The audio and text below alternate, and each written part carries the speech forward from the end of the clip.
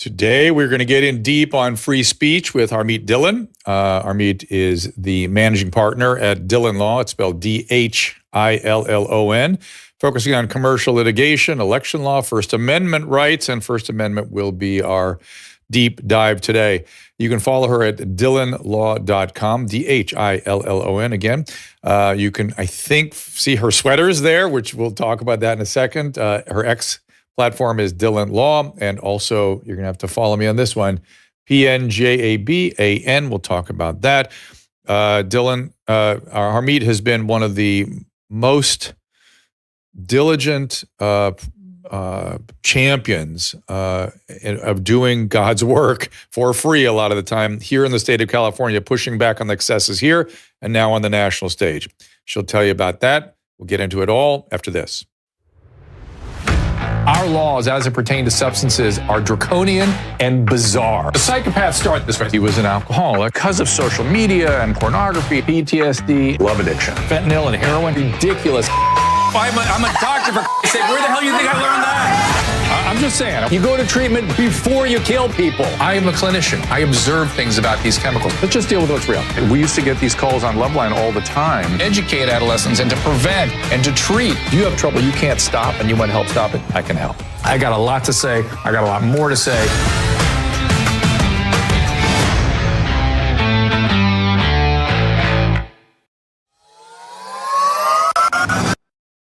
Well, Mother's Day is upon us, and Genucel's Mother's Day sale has arrived as well. Perfect timing because Susan and I have upgraded our bundles with even more of our favorite skincare products now for over 50% off. We've been working with Genucel for almost 2 years, and because Genucel makes really the best skincare products in the world, you'll see. In fact, you can see how my skin corrected and repaired in this moment from the show live on our stream. And we know it's important to you. Genucel products use naturally effective proprietary ingredients that are non-GMO, plant-based formulas made in the USA. Just some of the reasons Genucel has 400% the customer loyalty of other skincare brands. I know I'm a snob about the products I use on my face.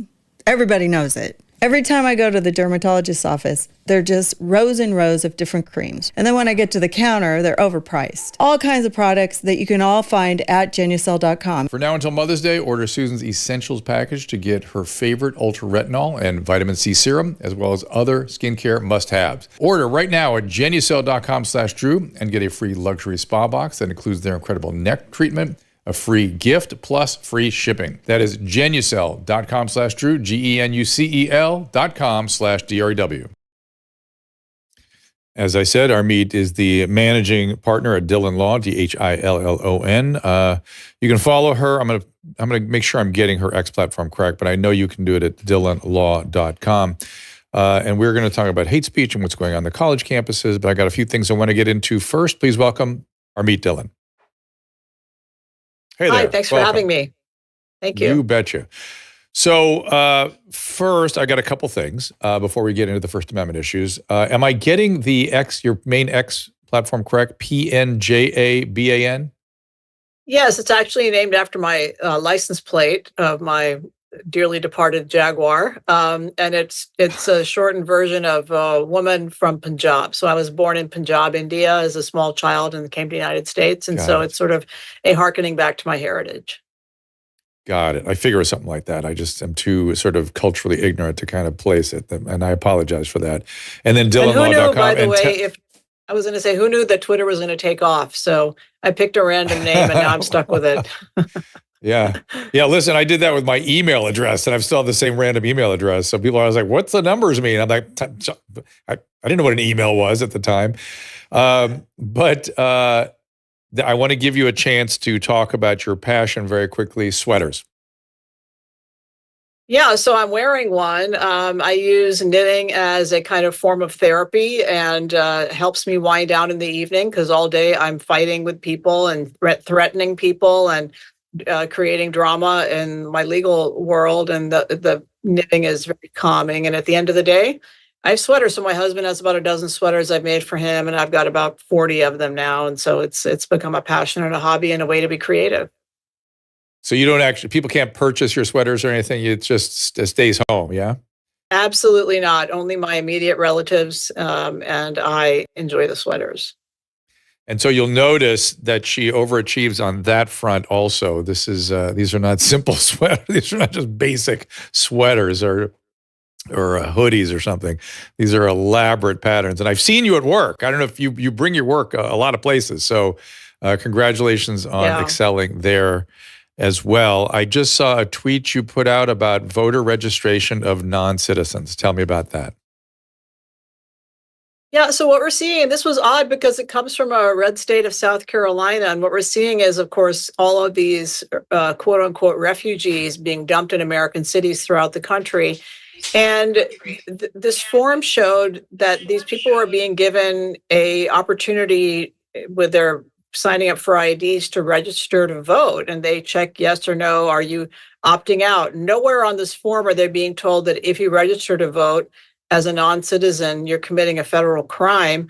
And there appears to be a deliberate attempt by refugee agencies or NGOs or the states to induce people to register to vote. And then, of course, you add the lack of checks and balances at the time of voting. And I think there's a very real risk, perhaps intentional, that non-citizens are, and I'm not just non-citizens, I'm not talking about green card holders, I'm talking about illegal aliens, people who are not legally admitted to this country other than on a temporary basis, being registered to vote. I think it's deeply concerning, and I think it's probably intentional. Well, speaking of intentionality, those of us that aren't in the throes of the battles that you must be involved with, it's hard to understand what's going on. It all looks very intentional, but the end game is not at all clear, other than keeping entrenched elites in power. But even that seems confusing. So what is it that you think is going on, or do you know? Well, yeah, I have a very strong belief that dating back 20 years, George Soros led a concerted effort by billionaires on the left to corrupt this country's voting system, to corrupt the outcome of elections by spending a huge amount of money on it. And the right, while we now know about it, hasn't matched them in any way, shape, or form. So what they do is they use things like mail-in voting, use COVID as an emergency to pass mail-in voting. We saw that here in California as universal mail-in, but then also use other efforts like using the Voting Rights Act to argue that, for example, requiring people to date their absentee ballot is some kind of a civil rights violation. Ludicrous. The Third Circuit just slapped that down today, again in a Mark Elias case. And so ultimately the goal is exactly the kind of chaos you're seeing in our universities. It's a Marxist transformation of this country that is only achieved by stripping away the power of the normal middle of the road citizens to be able to vote and have their vote counted. We did not have a fair election in 2020.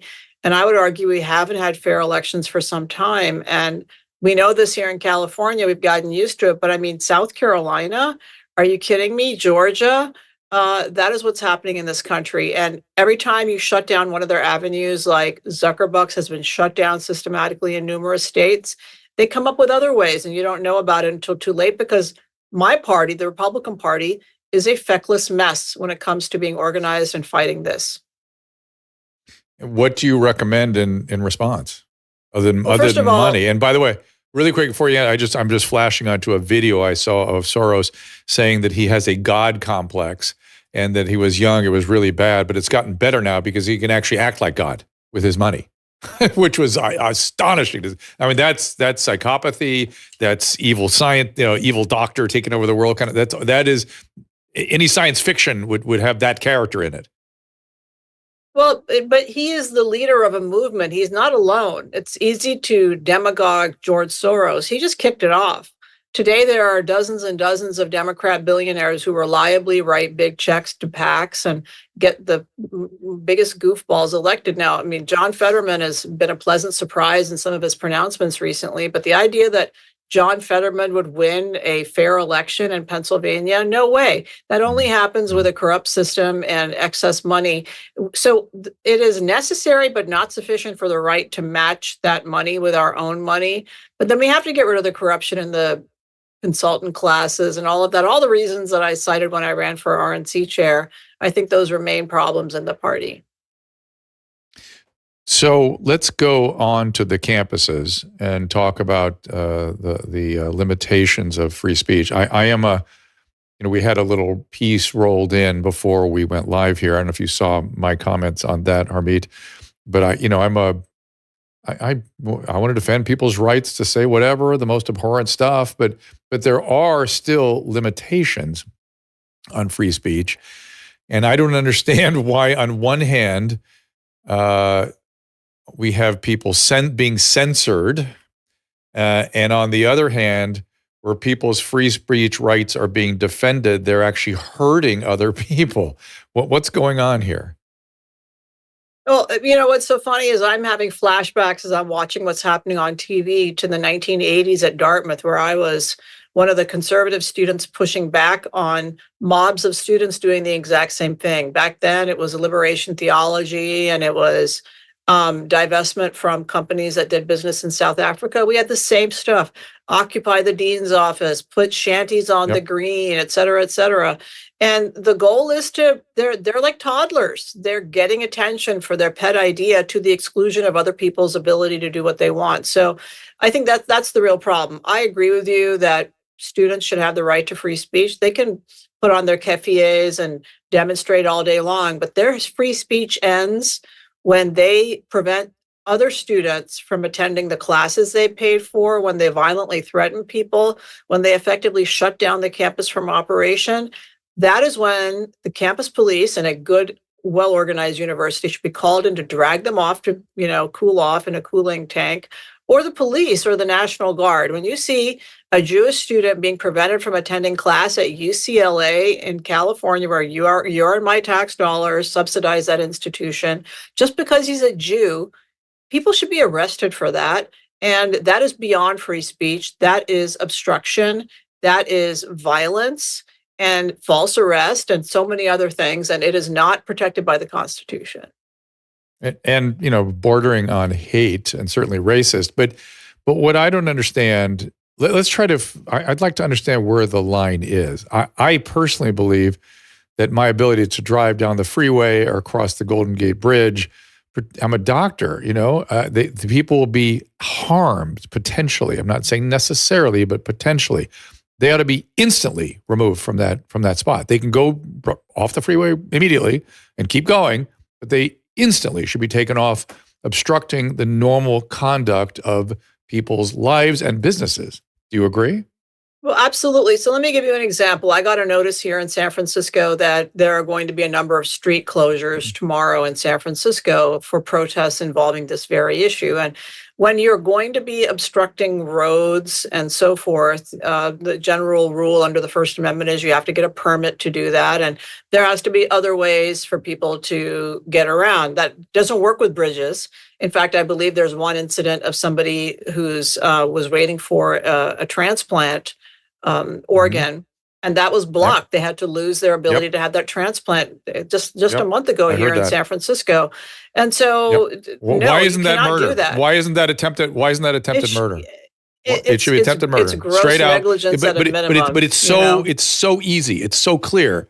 Yes, you have a right to demonstrate. Do as you please, and even civil disobedience. But at the point, let's talk about that. When does free speech become civil disobedience, and what is that line? Well, look, if you're being civilly disobedient, you're actually, in olden days, signing up to be arrested and willing to stand behind your principles. What you see today is professors wearing these vests and saying, I'm a professor, like that's my get out of jail free card. No, if you want to link arms and block access to a campus, block access by the police, tap a cop on the head and see what happens and, fuck around and find out, that is what's going to happen. Is you should be arrested and hauled off to jail. And that's not what's happening. In fact, the opposite is happening. In fact, these administrators are kowtowing and, sort of genuflecting at the altar of these protesters. And Northwestern has actually reached an accommodation with protesters. They're going to have a Muslim dorm, a segregated dorm for Muslim students.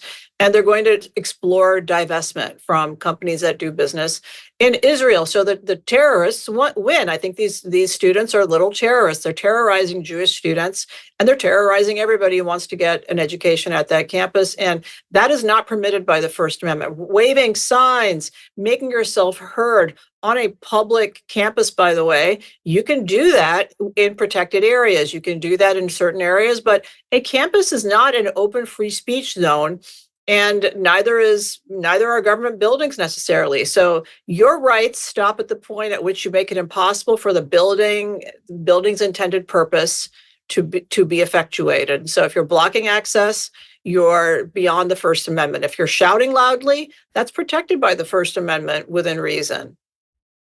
Well, let's talk about the olden days, because most people, I suspect, don't even understand the concept of civil disobedience. So in the olden days, it was really being civilly disobedient to, say, protest the Vietnam War, right? Because with the intent and the understanding that you would be arrested and you would be prosecuted for the civil disobedience, so you could make the case in court that the government is unjust in its prosecution of this war, and that your civil disobedience was against the government and its role in its current military action. Right? Isn't that how it was designed to work? Drew, I'm smiling because I was involved in campus protests at UC Berkeley in 2017, where they barred my friend Ann Coulter and others from being able to speak on the campus. And so I was looking up a protest that was going to occur, a counter protest, on the Berkeley police website.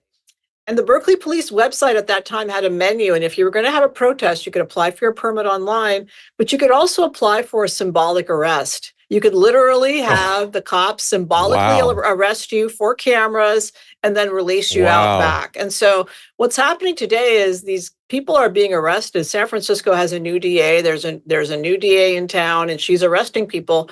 Are they going to be prosecuted? It remains to be seen whether these criminals who are blocking access of people just trying to go home, or an ambulance crossing the bridge with an organ, are they going to be punished for that? I don't think so. I think that there's no consequences these days. These students are really destroying the educations of thousands of people, and there's no consequences. I don't think there are going to be consequences from where I'm sitting. If Biden were smart, he would actually come out in favor of cracking down on these fools, but I don't think he is smart. Well, I mean, why would they? They're getting their way in Chicago, Northwestern. But I want to kind of talk more about the civil disobedience. I mean, I can only think of two reasons for which civil disobedience is defensible. One is to make the case in court that you were defending against an unjust government or something, about the government action. Or I can imagine to create a public, what Lincoln used to call the public mind, to the point where the legislators might take some action. Are there other reasons for civil disobedience other than, is there other things that people might use civil disobedience to do other than get pictures? Saving lives, perhaps. Certainly pro-life protesters have used that method to block access to abortion clinics with the argument that it's serving the higher good of saving a life. They're willing to go to jail for that. And that's the point. What we have here is these live action role-playing LARPing students who want all the imagery and the pomp and circumstance of being protesters, the keffiyeh, the doing the Muslim prayer, where they don't even know what they're doing or saying, but they don't want the consequences. So they aren't really willing to stand behind. I don't think they even know what's going on in Gaza. Certainly don't hear them talk about October 7th. Not even two sides to that issue. They're just swept up in a mob. They're ill-informed. They're poorly educated. They have no good parental guidance at home, because if they did, they wouldn't be doing this. And there are no consequences from the in pari parentis administrators there. They're being coddled and catered to. And it is sad, because these are the folks who are applying to my firm and, your office for jobs. They they are half-baked at best. And this is a new generation of young Americans. And so, what is wrong with the administrators? What do you? I try to understand sort of psychologically what's going on there, and I don't know. They're the previous sort of crop of administrators, not this particular one. I thought to myself, well, they were demonstrating in the 60s and 70s, and they took the position that you should never trust anybody over 30, and you should, fight authority. Thereby, if I'm the authority, well, oh boy, now what? I better be with the students as opposed to an authority, because that's all bad. It's really like somebody who's unwilling to be a parent. It's the same exact thing. But that, I feel like, was 10 or 15 years ago. That was when Brett Weinstein and his wife were being sort of assaulted on campus. What does this new crop of administrators think they're doing? So, Drew, that was only like 5 years ago when Brett and his wife were being harangued out of. Is that right? 5 years ago? Seems like forever. Really? Oh, absolutely. This is literally I thought it was at least 10 years ago. I think it was the year before COVID that all of that happened. And so this stuff has been happening. I mean, my client, Andy No, was viciously beaten by a mob of Antifa, just right before COVID. So this stuff is all very recent. But back to your question, who goes into the administration of a safe campus? First of all, it's a nice, safe, cushy job. It's a white collar job. Yeah. You're surrounded by liberal professors, and the atmosphere on campuses is typically liberal. This is not a news flash, and so you're liberal, you're sympathetic, but there have been no consequences for years. I remember when these Marxist students took over the Baker Library at Dartmouth, my Ivy League institution. There were no consequences for those people. I mean, they just jumped up and down. So that's literally been the way of life on the American campus for decades. And, the Vietnam War was really the last time that people actually got arrested for protesting, and there were consequences. And, that I respect that. If you feel strongly enough about your belief and against a war that you're willing to serve time or at least be greatly inconvenienced, that's going to get my attention. I'm interested to see that. I'm very disinterested to see what's happening on these campuses right now. They're literally not paying anything. They're getting off of class. It's the kind of thing I would do in high school, maybe, if I were in that crowd. It's a snow day. It's a snow day for these people. It's a snow semester now. Yeah, you're really putting yourself back in White Plains Junction. So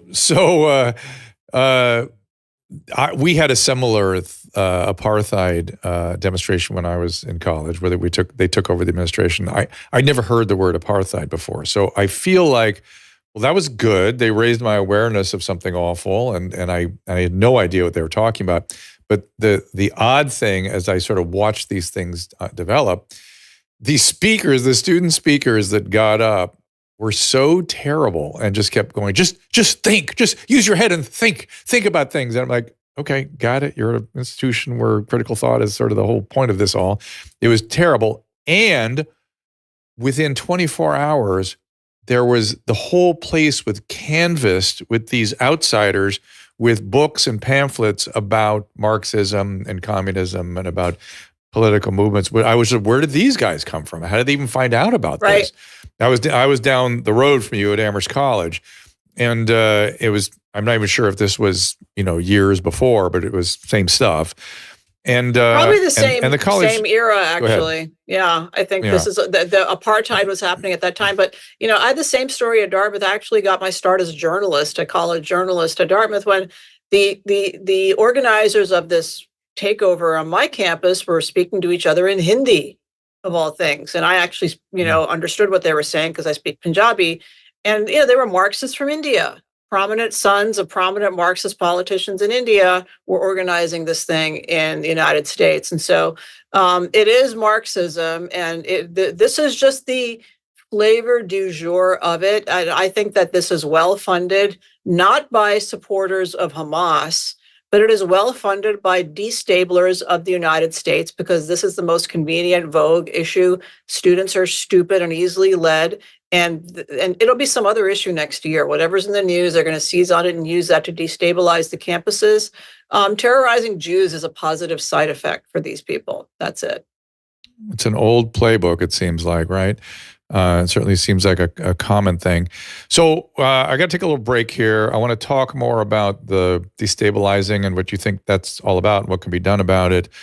It is sort of extraordinary. I'm interested in also mass formation, which I actually interviewed Matthias Desmet, and he has a really, we absolutely came to the exact same conclusions about how hysterias and mobs are inculcated. And that's all clearly happening. This is fertile soil for the destabilization du jour, that you said. And I want to get back towards the First Amendment stuff again a little bit more to try to understand that line of, where First Amendment needs to be protected at all cost, and where you've crossed a line where you've broken a law, and we have to let the legal system do its thing. Harmeet Dhillon is with me. As I said, you can follow her. Let's get her on Twitter. I'm going to say it now with full force. PNJABAN. That is her X handle. Dhillon Law, DHILLON, and also DhillonLaw.com. We will be right back after this. Let's talk about aging, because everyone wants to know how to slow it down. For almost a decade, I've been taking a healthy aging supplement called True Niagen. This supplement boosts NAD. That's something that cells can't live without. It's done with a patented form of nicotinamide riboside called NR, or Niagen. It's more efficient and more scientifically reviewed than NMN or other NAD boosters. True Niagen is truly the best way to boost NAD levels, and it's made by Chromadex. They're the gold standard in the NAD space. Dr. Charles Brenner, the scientist who discovered the NAD boosting potential of NR, explains. And the center of the metabolism that allows the conversion of food into energy is NAD coenzymes. And NAD gets disturbed in the aging process. And as we're exposed to conditions of metabolic stress, Niagen, which is the form of NR that was developed by Chromadex, is the best and the only fully legal form of NR. And this is really the gold standard for NAD boosting vitamins. I love this product. I urge you to try it. Go to drdrew.com/True Niagen for 20% off your order. That is drdrew.com/True Niagen, TRUNIAGEN, and enter Dr. Drew at checkout, DRDREW, enter it at checkout for 20% off. We all know the value of a good night's sleep. We feel better, look better, have more energy to spare, but you could be missing out on all of those benefits if you're sleeping on sheets that are too hot or too cold or just plain uncomfortable. I have the solution. Cozy Earth bedding. Cozy Earth is the softest and most comfortable sheets, blankets, loungewear, and more. They use premium viscose from highly sustainable bamboo, and we sleep in them regularly. I wear their t-shirts. Susan wears their pajamas. Cozy Earth bedding comes with a 100-night sleep trial, which means you have up to 100 nights to sleep on them, wash them, try them out. If you're not in love, just return them within 100 days for a full refund. Susan and I love them. In fact, we have Cozy Earth sheets on our bed right now, and they made a huge difference in our sleep. If you've never tried Cozy Earth, we have some awesome news. You can save up to 35% off Cozy Earth right now. But hurry, this offer will not last. Go to CozyEarth.com, enter my promo code DREW at checkout for up to 35% off on your first order. That is CozyEarth.com, promo code DREW, COZYEARTH, CozyEarth.com, code DREW. You asked for it, and the wellness company has delivered. The medical emergency kit, replete with ivermectin, prescription antibiotics, and more, continues to fly off the shelves. We keep one here at home. And there are 3 new kits you need to know about, and more are coming. The Contagion Emergency Kit was inspired by the high demand for the medical kits. In that Contagion kit, you'll find ivermectin, hydroxychloroquine, antibiotics, budesonide, and a nebulizer. And a must for your next trip is the Travel Emergency Kit, something I made sure exactly what I give my patients is in this kit and some more. The kit includes remedies for jet lag, variety of infections, even GI ailments. Imagine your flight getting grounded anywhere, say even in the U.S., and you start getting sick. You do not want to be at the mercy of the U.S. healthcare system or any healthcare system. At home, we keep the ultimate first aid kit on hand. It has over 20 essential supplies and medications for situations when time is of the essence. Order one for your car and your go bag. Because these kits contain prescriptions, your purchase includes a telemedicine consultation as well as an instruction manual. Go to doctor.com/TWC for 10% off. That is drdrew.com/TWC for 10% off all your orders. I'm very excited about these kits. Go to drdrew.com/TWC. Very proud to represent those guys, as well as the all these things, True Nitrogen, stuff I take every day. This is all things we use. And our NAN lights.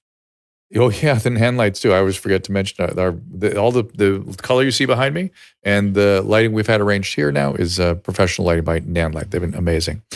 All right, let's bring Harmeet Dhillon back into the program. We appreciate her being here. And we were, before the break, talking about how things are sort of set up these days for these hysterias that we're getting into. And these destabilizers are out there kind of whipping things up. It feels to me, so the basic construct is, as Matthias Desmet sort of explains it, and it may or may not be accurate, but he sort of has a theory that the lack of religion starting in the 20th century create a rise in narcissism and envy and grievance, and that charismatic leaders took advantage of that and centralized authority and used useful idiots to do their thing. And now we are doing the same thing, but with more bureaucratic administrative states, much like monarchical times, almost feudal states, where there's ensconced elites, but same old techniques of using free-floating anxiety and press and amplifying with propaganda and downregulating with censorship, all these things that really Louis XIV did. And you would think the people that hearken from the liberal tradition would be the last people on earth to identify with these phenomenologies, these mechanisms. And yet here we are. So I'm trying to figure out what is going on. What is happening? Do you have a theory? Of course, I wait till you take a drink of water. I apologize for that. My theory is that, I think destabilization of this stable country is certainly a short-term goal of the left, because you're not going to be able to transform it into the mold of the Marxist mold until you really break it down. I mean, Alinsky teaches how to do that. And I saw one interesting critique of what's going on the campuses today, that it's maybe not hitting the mark because the target is too amorphous. Like, what's the target here? Jews, Israel? It's kind of far away. And if they were, in fact, instead focusing on Biden, because President Biden is, of course, the head of state, and we're sending money to Israel and all of that, it might be more effective for the left. So I think ultimately this is good theater, but is it going to be destabilizing our country in any meaningful way?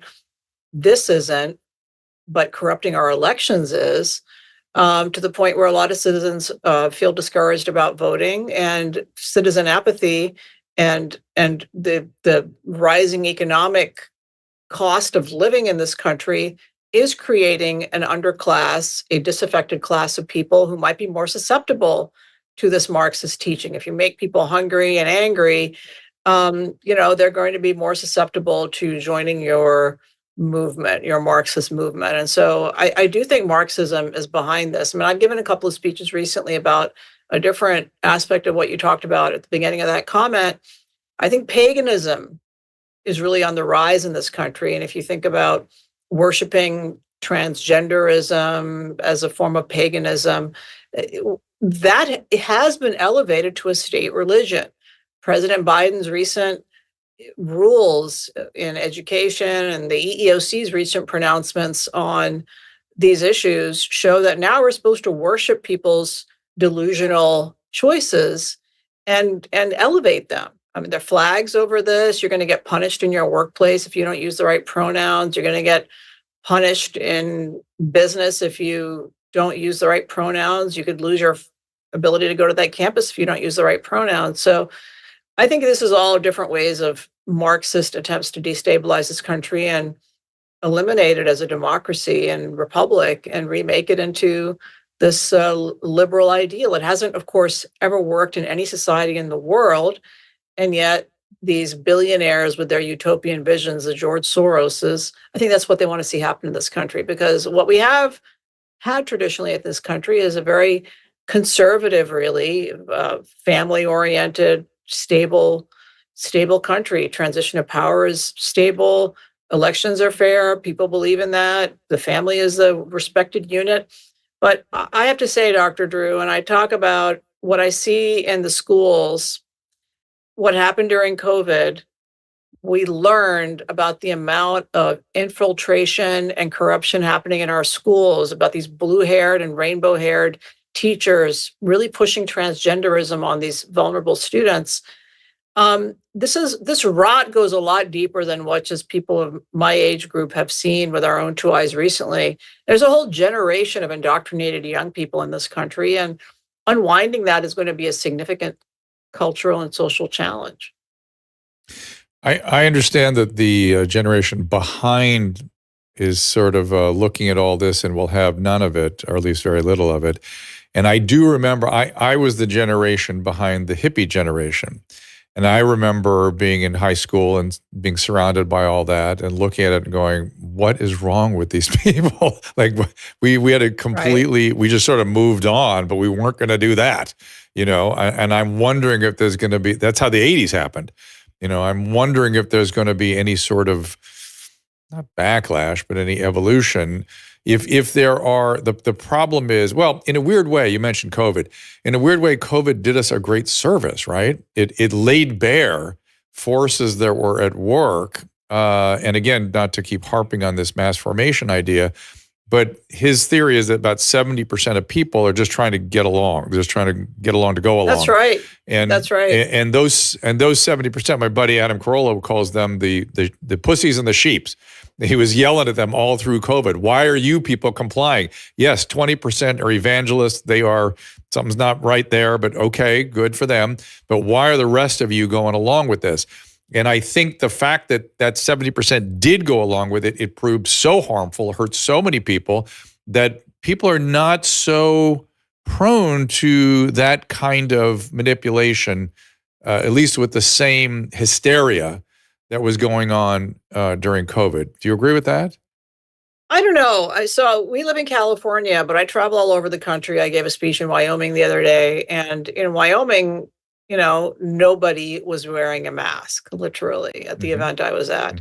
In San Francisco, I step out of my door here, people are wearing masks. And, you know, those masks are not effective at deterring the spread of a disease. I mean, maybe they're 5% effective, but like, it's ridiculous. And so, no, there is still a mass psychosis here. And the vast majority of people in suburban and urban United States are sheep, and they don't want to be picked on or called names by their friends. You know, I have a homeowners association I belong to at my weekend place in Sonoma, and they're crueler than any high school. You step out of line over there and everyone will let you know. You know, these Prius driving fanatics will let you know that you've stepped out of line. You know, how dare you question the tree huggers? How dare you step out of line? And so I think that it's a real problem. And I saw it in politics. I mean, I ran for chair of the RNC. I stood up and I pointed out numerous obvious truths. And yet, you know, there was a go along, get along. Let's stick with the program and stick with the status quo. And so there are far too many Americans and people in this world who are willing to question authority in an articulate way and stand up and not be part of that mob. There is a mob mentality in our Western society for sure. I'm sorry, somebody was talking to me. I didn't get the comment. Donna Brazil, is that what you said? Oh, about Brazil per se. Oh yeah, about Brazil. What's going on in Brazil. Yeah, talk to me about that. Sure. So what you're seeing in Brazil is a flavor of what could happen here in this country. So in Brazil, the government is shutting down and persecuting public figures who disagree with the government, who are opposed to the government. And you know, they're investigating Elon Musk because of his refusal to go along with the censorship demands of the Brazilian government. And they're actually opening up a criminal investigation into him. Well, we haven't gotten to the point of criminal investigations over most speech, although I would argue that President Trump is actually being criminally prosecuted right now for his First Amendment protected speech. But our government has been actively involved both at the California and the federal level in censoring what we can see online, and to the point of speech about COVID, speech about vaccines, certainly speech about elections. I've appeared on one of those federal hit list of enemies of the state. You may have as well. Dr. Scott Atlas has, Dr. Jay Bhattacharya has. Our government has chosen to try to just suppress that speech. But our neighbors to the north in Canada, doctors have had their licenses threatened for their speech about COVID. Jordan Peterson has had that happened here. That happened here for sure. Don't worry. Happened as well. And so, for prescribing, for giving families today in this state, aside from COVID, if you try to help a family delay vaccination for legitimate reasons, you're on a government hit list, and they will move to take away your license. Look, they are making the fall guy for the opioid crisis the drug companies, and they were duplicitous, and they should be held to account for it. But the actual perpetrators was the regulatory agencies and the professional societies and the state boards who demanded that we prescribe large amounts of opioids, or we were guilty of patient abuse. And by the way, the lawyers were guilty too. The lawyers were taking us, they were prosecuting us not for malpractice, but for criminal patient abuse. And we all just froze and sent everything to pain management. Pain management said pain is the fifth vital sign. The VA, the California Medical Society, Joint Commission, the Department of Mental Health all said, that's right, your pain scale is as important as your pulse. And if you don't treat it aggressively, even though it's a heroin addict in withdrawal, you're guilty of patient abuse. That went on for a decade. I mean, that's what was going on. It's sick. And today, my dad is a retired orthopedic surgeon, so I heard those stories in our own household about pain management issues. But today, the equivalent of that is the endocrinologists, right? I was hearing from an endocrinologist the other day who would never prescribe in her practice that tell a child they could become the opposite sex, not possible. But their board certification requires every 10 years that they sit for an exam and they have to answer the question, what hormone and what drugs would you give to a patient who wants to be male to female, female to male? It's a lie. Of course, it cannot happen. And yet, to keep your license and to be able to treat the patients who have legitimate endocrinology problems, you have to parrot this lie.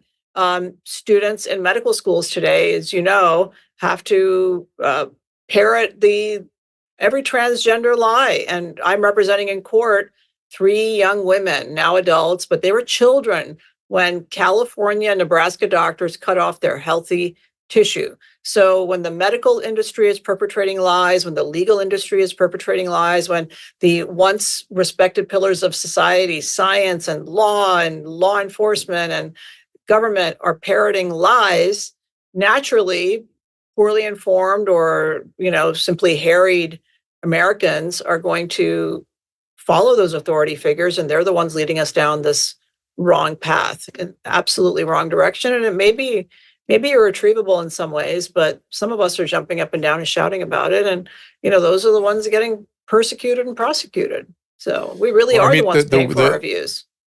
The playbook is the same playbook as COVID, the same playbook as the opioid pandemic.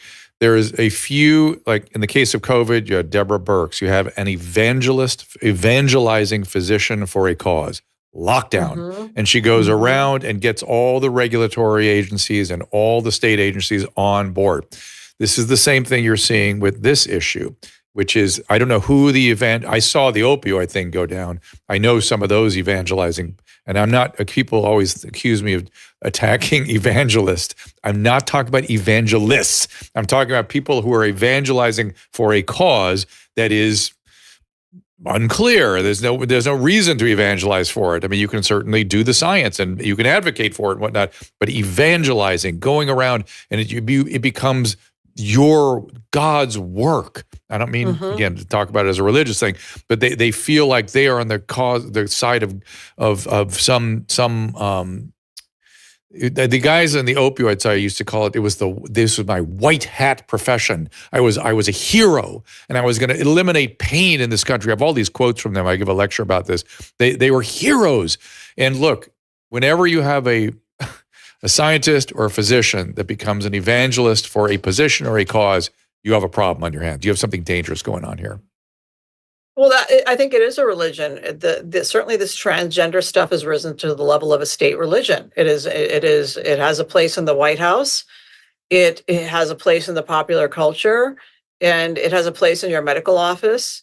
And how dare you call somebody by their correct pronouns? And so this is permeating every level of society.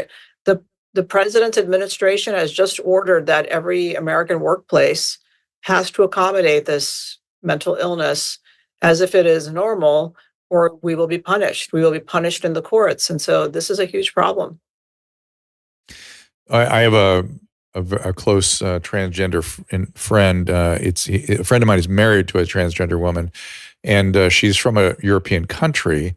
And she has a really interesting sort of take on all this. She's like, look, in my country, when I started having pubertal changes, I had this illness and I had this emotional reaction. My patients took me to my doctor. My doctor just sent me to a psychiatrist. I was evaluated and I met criteria for this gender dysphoria. And I've been on very, very complicated, dangerous medication ever since. And it's worked for it's worked for her, and she's great. But she's very respectful of it being a medical condition with a medical treatment that is quite dangerous and shouldn't be just whimsically applied. I always thought that was, to me, again, from the medical perspective, it's about getting the right treatment for the right patient. And if you're just giving it to everybody, then there's no risk-reward analysis. There's no decision-making about what the criteria are for treatment, and now we're only going to hurt people. Well, Drew, the state of Maine, the governor had just signed a bill that immunizes medical professionals from the consequences of doing this, including to children. It has made it legal for people, not parents, but random people, to smuggle children into the state of Maine and perform these surgeries on them, and then immunizes the doctors who do it. This is grotesque. It is a grotesque distortion of medicine. It is a far cry from what you just described about, the 70s and 80s protocols of how transgender aspirants were treated. They had to live for years. And I've been studying this case with great detail because of my Kaiser litigation here.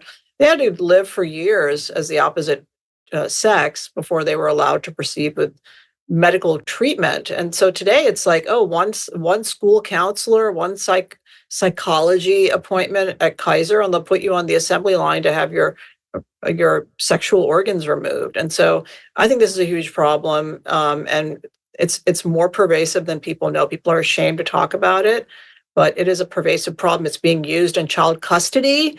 Those crazy woke moms are using this as a weapon against normal fathers in child custody disputes in liberal states. And it is not just liberal states. This is happening everywhere in America. To answer your question, it is being funded by various liberal organizations. I'm sure you can trace some of that back to Soros, but wealthy people, WPATH, the medical professional board of these gender doctors.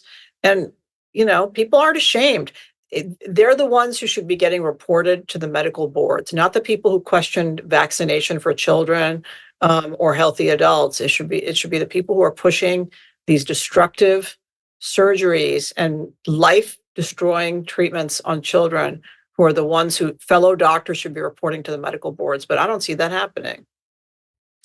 So what's on your mind these days? What other than these cases that you're prosecuting? What kind? You've been fighting very hard in California for a long time, usually for nothing.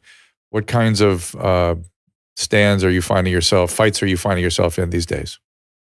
Well, I will tell you, as a lifelong conservative, being a civil rights lawyer and a civil rights advocate has been a very lonely place at times. I was against the Patriot Act in 2001 and almost alone amongst conservatives. So I am been jumping up and down about these issues of civil rights. This is a very beautiful country. The founders designed this beautiful machine for organizing society, very good one, some imperfections, but they've been largely worked out. But today, most Americans are just simply willing, and I mean both parties, are fundamentally ignorant of the First Amendment. They're ignorant of equal protection and due process. They don't understand that these fundamental rights can be used to protect conservative values and rights as well. I think it would be very easy for our government to declare another emergency. And I went to Congress just a few weeks ago and advocated that Congress overturn the very law that you and I must have talked about during COVID that allowed the governor to declare an emergency and effectively suspend the Constitution. I am not exaggerating. Judge after judge after judge said, "Oh, I'm sorry, Harmeet, Ms. Dhillon, we can't really do anything about this because there's an emergency." There was no emergency. There was a health crisis. It wasn't an emergency rising to the level of a war on fill in the blank. It was all hype, hysteria designed to take away our rights. So my big concern probably now and for the rest of my life is going to be to tell Americans to wake up. What they did during COVID, they can do it very quickly to us. I won't be surprised if they do this, because that's really the only way at this point that Joe Biden is going to be able to win, is some alteration of the election rules yet again. But I think the left is just desperate to cling to power. And I think that I'm very concerned about that and alert. Every day, my head is on a swivel, to quote my friend John Rich. My head is on a swivel because the next fresh hell is coming just around the corner. It's planned. And with the gullible populace that we saw fall into line during COVID, I think we're primed for that. We're primed to be led off a cliff like lemmings. That is my concern. That's what's on my mind every waking hour. Yeah, I kind of agree with you. Just your report about all the outdoor masking in San Francisco is mortifying to me. There were, in the entire run of the pandemic, there were 2 cases of outdoor transmission of COVID documented. 2. So outdoor mask wearing is the most bizarre behavior. I just shudder what we've done to people to make them like that. It's just we've ruined people. But I agree. Mass delusion and psychosis is what's going on in this country right now. Yeah, and that's what I've been calling mass formation. Yes, absolutely. That is absolutely that. And how that happened and how they did that. Again, Matthias Desmond wrote a great book called Psychology of Totalitarianism, and he sort of chronicles how this stuff happened in the 20th century. And and there's a guy named, I'm going to blank on his name here. Merleau Juste, I think it is, that really talked about this right after the Second World War too, also, or Juste Merleau or something like that is his name, and it's quite observable. I mean, it's a phenomenon that can be observed and looked at and measured and examined, and we are definitely in something like that right now. It is. I'm trying to think where to go next as we kind of head towards the end of this conversation. I agree with you that the mass. Add a point, if I can. Yeah. So that is that I was so concerned about these movements and issues that I started a nonprofit called the Center for American Liberty. We coincidentally started right before COVID. And, there were very few conservative nonprofits out there in this country today. There's like literally hundreds on the left, but on the right, there are very few. And the ones that are there are focused on some niche issue or particular religious viewpoint. And so what we've tried to do through the Center for American Liberty is actually empower citizens to find lawyers at a very low or certainly no expense to them, and fight these civil rights issues just like the left does. And I think that's the future, that we still have a court system. And if you can get into court with a good lawyer, hopefully free for you, then you can start to reverse the tide. I can tell you all these students who are protesting out there, there are lawyers who are giving them advice. That crazy chick law student who interrupted the dean's going away dinner at UC Berkeley, she got free legal advice from the National Lawyers Guild that it was okay to treat the dean's private home as her soapbox. And so where's the right side of that? Well, I started one, Center for American Liberty, www.libertycenter.org.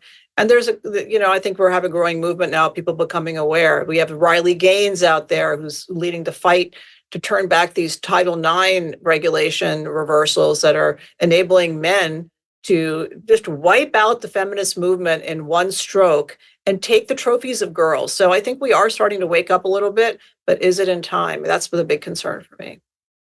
The last thing I want to address is what you did talk about in Congress, I guess it was last week. What is that law? I mean, that gives the public health officials fiat authority over the Constitution. What is that law? How do we support it being undone? Jacobson versus Massachusetts. Jacobson's versus Massachusetts is, I think, a 1905 law involving smallpox vaccination in Massachusetts. And for religious reasons, an objector said, I don't want to take this vaccine, and he was forced to. There was a fine levied against him for not taking it. So the ruling is that in an emergency, the government can effectively suspend your civil rights, and your otherwise valid objection under the First Amendment religion clause will not be honored. And as I began to file lawsuits on behalf of religious Californians, who are, by the way, evangelical Christians were the first people to stand up and get off their knees in this state. Judge after judge said, Jacobson versus Massachusetts, sorry, we don't get to apply strict scrutiny, intermediate scrutiny, low level of scrutiny. No scrutiny is what the court said. Now, this is grossly outdated. You as a doctor know that these types of laws have been used to sterilize people, to treat people with Down syndrome and other so-called, people who are mentally deficient as not having the right to have children, reproduce, live a normal life. These are now considered to be abhorrent viewpoints, and yet they're enabled by this very specific case. So I've urged that Congress has the right and can just pass a law if the president, certainly not this president, but maybe the next president will sign it, to reverse that ruling. Jacobson versus Massachusetts is a stain on the constitutional fabric, just like there's Dred Scott, there are other decisions like that. And today in America, we have a very robust, evolved system of equal protection, due process, and fundamental rights. Parents have fundamental rights. Children have fundamental rights. People have the right to worship and practice their religion. And the court wiped out all of that repeatedly in the COVID era. And we need to make sure that never happens again. And the courts feel empowered to step up and actually enforce our civil rights. Just because the president or Governor Hair Gel uses the magic word emergency, but somehow 100,000 BLM protesters marching in Los Angeles were somehow okay, but a few hundred protesters on the lawn of the Capitol caused a crackdown over there? No, I don't think so. So we have to bring some reason back to this by passing that law. And I've talked to some members of Congress who are ready to carry that legislation, and I'm working on it. That'd be amazing. Please let us know how we can support that. I think associating with Dred Scott is a wonderful way of doing it. I remember Lincoln said about that since when is what comes off a Supreme Court decision, thus saith the Lord. It can all be addressed various ways, and it's not never thus saith the Lord. But the one thing that jumped out at me from COVID is that these public health officials are not trained, are not equipped, do not make good decisions. Francis Collins himself just said that publicly, that they should not have been given this authority, and they miscarried it. They just did a horrible job, just an atrocious job. And to have granted them this fiat authority, unelected officials, not even adult medical doctors usually, this is an abomination that has to be addressed. And if they don't address it, I'm really concerned about the next one. Barbara Ferrer, not a doctor. Dr. Fauci, if anybody dug into his behavior during the AIDS era, you'd be shocked to see how that person now has control over the NIH and lies to Congress with no consequences. So, of course, students are like, oh, yeah, I'm going to protest and spit in the face of Jews. There'll be no consequences.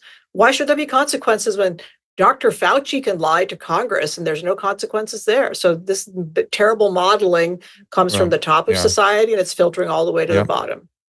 I agree. And there's a little sort of wrinkle with the public health guys and gals, which is some of them are just like not at all trained. They're not physicians, they're not clinicians, they're not anything. But even at the state level, they're usually physicians, but they're typically pediatricians, because that is the training for creating vaccine policy. That's the group that should be creating vaccine policy for children. And that's why they get those positions. But making fiat decisions over adult public health, they have zero training. I don't do pediatricians. I don't do kids at all. I know my training does not cover that. But them making decisions over adults is equally as egregiously out of line. And that's what we had all over the country. Harmeet, I really appreciate you being here. Tell me again, both for the not-for-profit and for where you want people to see you. Yeah, absolutely. So they can follow my nonprofit work at www.libertycenter.org and Center for American Liberty on X. And my law firm is www.dhillonlaw, DHILLONLAW.com. We have an extensive website that covers all of our work there. And then me personally, all my views, my knitting, my gardening, and my fiery political views on X at PNJABAN. Thank you for the opportunity. Thank you. We'll talk soon. All right. Take care. Great. Thank you. I've just always been admired so much that she walked the walk. I mean, she has done pro bono work for these issues I've known her probably about 8-10 years, something like that. And it's just been extraordinary to watch. And she's obviously an extraordinary, talented, brilliant attorney. And just to watch her work, whether you agree or not, it's nice to see somebody fighting in there, pushing back with their point of view. Caleb, everything good on your front? Anything, I'm going to look at the calls here. What's going on? Caleb, you still with me? Oh, yeah, I'm here. I'm just anything pulling up the calendar for upcoming shows. Ah, that's good. Let's see here. Okay. Mike Liddell tomorrow. That should be interesting and fun. Kyle Lucy, Kat Lindley, Peter McCullough. I'm actually with him in person on May 7th. May 8th and 9th, we're unclear about those dates in terms of whether I'll be able to do a show. I think one of those, 8th or 9th, I will be able to. That is the plan, at least. Again, Joseph Latipo is coming back in here on the 15th. If you have suggestions for guests you'd like to hear from, go to contact@drdrew.com. We do try to check that out there. And we have our crack booker, Emily Barsh, in there just going to town. And so we'll bring some of the old timers back again. I know Paul Alexander is very interested in coming back and talking about some issues. So it should be interesting. Let me quickly, if you guys don't mind, look at your chats here and see if there is anything that you guys are saying that we want to bring into the conversation here. Oh boy, there's all kinds of interesting side topics going on. Thank you for being in the chat on the restream. Okay, and then we look over at the Rumble Rants as well to see what you guys are saying. Okay. Yeah. Casey, you're right. Casey Gates. There's a lot of back and forth here about the vaccines and EUAs, and you almost have to look back at some of our previous conversations to get that issue. Yet, while not FDA approved, there is sort of a consensus that because there's so much experience with it, it's okay. But the data is still coming in, as Dr. Fauci himself said when he was defending why we did not have an HIV. If you see this video flying around, he's talking about why we don't have an HIV vaccine. And he said, look, after 5 years, you really all hell breaks loose. That's when you start to learn about the problems of these vaccines. And that's why we studied them so long. So more to be revealed. And again, Peter McCullough has a lot of interesting stuff to say about some of the early treatment stuff, and we'll get some ideas from him. And we will be back tomorrow at 3 o'clock with Mike Lindell. He's got a wild story. I don't know if you guys have ever heard the story, but it's something I know a little something about. And so it'll be interesting to lead him through his history there if he's willing to talk about it. If he doesn't have to, if he doesn't want to, of course. And where he is now. We'll get to that tomorrow at 3 o'clock. Be here with us. We'll see you then. Ask Dr. Drew is produced by Caleb Nation and Susan Pinsky. As a reminder, the discussions here are not a substitute for medical care, diagnosis, or treatment. This show is intended for educational and informational purposes only. I am a licensed physician, but I am not a replacement for your personal doctor, and I am not practicing medicine here. Always remember that our understanding of medicine and science is constantly evolving. Though my opinion is based on the information that is available to me today, some of the contents of this show could be outdated in the future. Be sure to check with trusted resources in case any of the information has been updated since this was published. If you or someone you know is in immediate danger, don't call me, call 911. If you're feeling hopeless or suicidal, call the National Suicide Prevention Lifeline at 800-273-8255. You can find more of my recommended organizations and helpful resources at drdrew.com/help.